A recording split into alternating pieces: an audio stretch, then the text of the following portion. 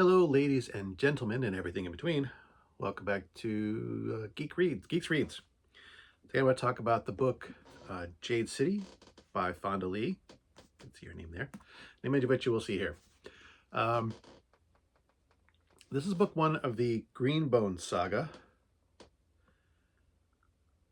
It is fantasy. Might be some minor spoilers here. I hope to avoid some of those.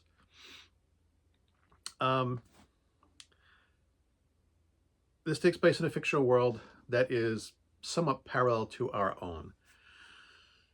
The era it takes place in, I would put, if I had to give it, like technologically, it's around like the late 70s, early 80s. There were televisions and electricity and cars and guns. It takes place on the island of GEEXX. It is like an Asian setting. It reminds me a lot of like modern Japanese storytelling. Well, the story structure is more Eastern, but the thematic elements are definitely inspired by China and Japan. This is basically a mob story, like a mafia story.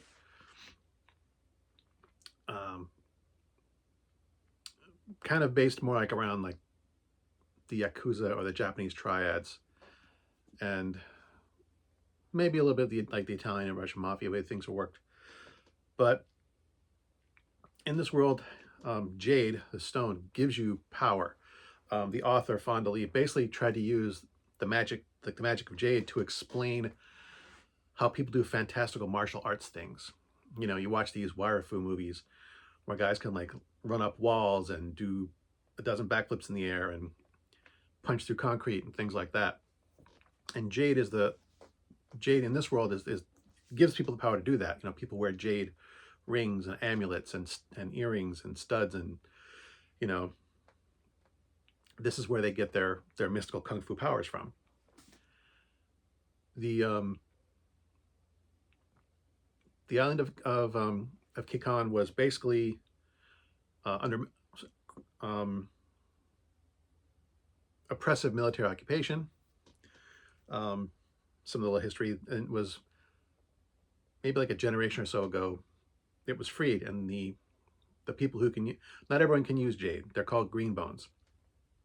People can use jade for power are called green bones.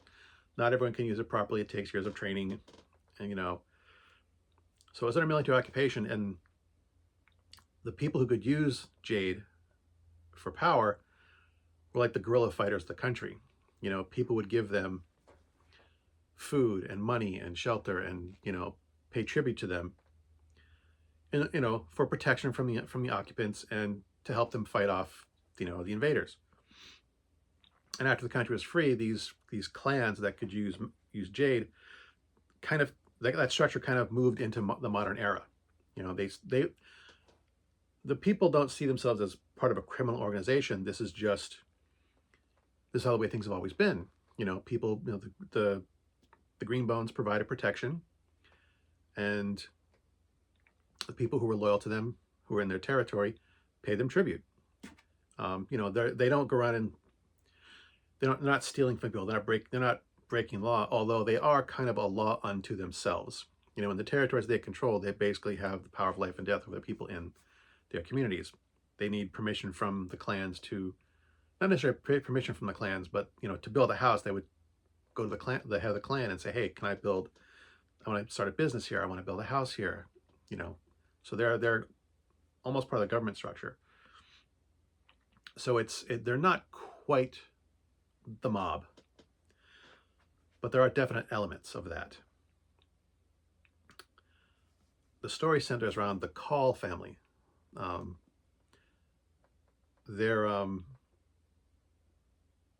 Their clan. We basically see the story from three siblings in the Call family: Lan, Hilo, and Shay. Shay is the youngest sister. Shay and Hilo are about a year apart. Lan is older by several years. As the story opens, Lan has been somewhat recently promoted to the head of the clan. Hilo, his brother, is what's called the Horn, who shares second command of the family with what's called the weatherman. Like the Horn is like the head of the military arm of the clan. The weatherman is more like the strategist and the planner of the family, of the clan. And there's some contention about, Lan's grandfather giving him, overview the family. Some tension there. Some people don't think he's ready for it. New guy on the block trying to, establish his own power in the family. Hilo is a hothead. He is extremely good at what he does. He's a fighter, a very competent, capable fighter, but people think he is too impulsive and too violent. Some people think that anyway. He has the respect of the people that work for him, the people that are under him, his underlings. But yeah, a lot of people think he's just too arrogant and hot-headed to hold a position of authority. Jade, the younger sister, has left the country to study abroad. But as is hinted, since we see the things through her, we see through her eyes as well, she does come back to the country eventually. It takes a little bit of time before that's established. But these are the 3 points of view that we see the most of. Less from Lan as the head of the household. We see more of Hilo and Shay. And there are reasons for that. There are a couple other side characters whose points of view we do see. But those three are the main impetus of the story. Or, there are other things that drive the story forward, but these are the three who, their decisions are the ones that drive the story forward. They're the ones that we're primarily interested in. And there is a power struggle in the city going on, which is hinted at pretty quickly, so that's not too much of a spoiler. He was aggravated that one of their other clans in the city, the second most powerful. Basically, there are two powerful clans in the city, Khals and the Ayat. They're known as the Mountain Clan. So the Mountain Clan is trying to expand their territory kind of thing. Hilo thinks they're trying to muscle in and take territory away from them. And anyway, that's going on.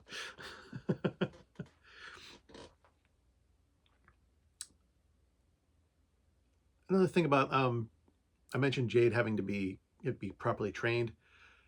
People who are not properly trained to use Jade tend to go mad. They tend to, the power it gives them becomes an addiction. They just want more and more and more. So there are foreign governments who want their own access to Jade, even though they don't necessarily have the ability to control it, to train people to use it like people who are naturally born to use it. But yeah, that's a brief overview of the settings. I'm not going to spoil too much of it because I don't think I can talk about it anymore without really spoiling some of the major story elements.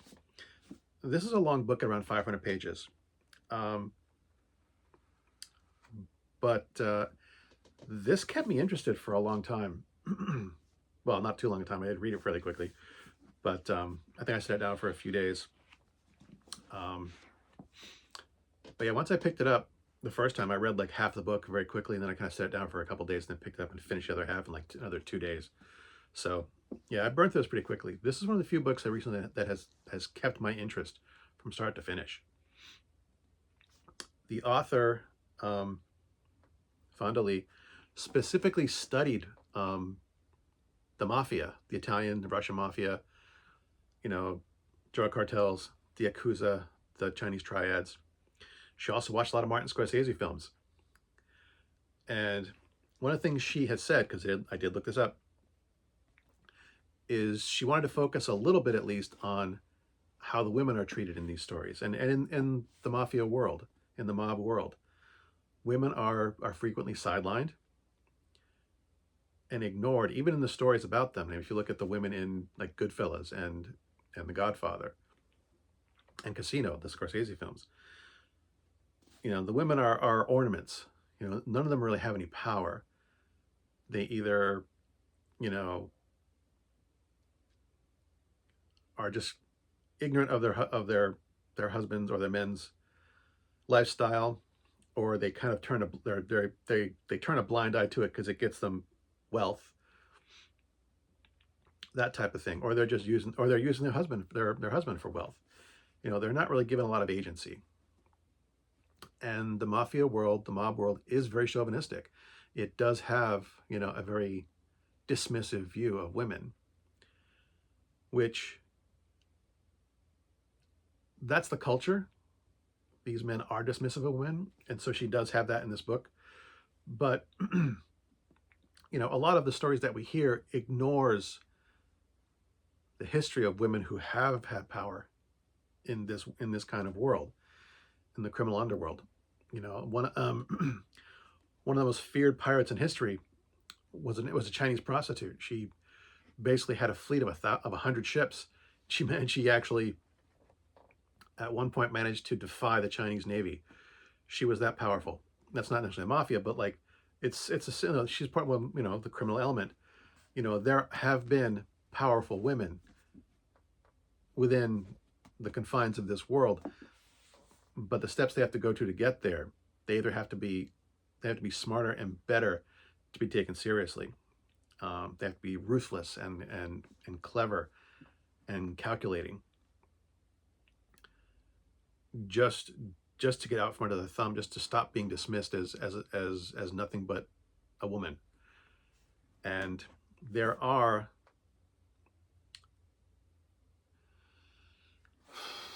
Shay, Hilo's girlfriend, leader of the Aet clan, their mother. There's like 6 or 7 named women in the story. This is the first book in a trilogy. 3 of them at least have prominent roles, and to see the way they are treated by the men in this, that they are, even the ones that they think are competent, are there are still times when their abilities and their self-agency is dismissed. And that was a very deliberate choice by the author to show the chauvinistic side of these characters and the things that the women in these stories have to do to be taken as equals. And this is just such a good book.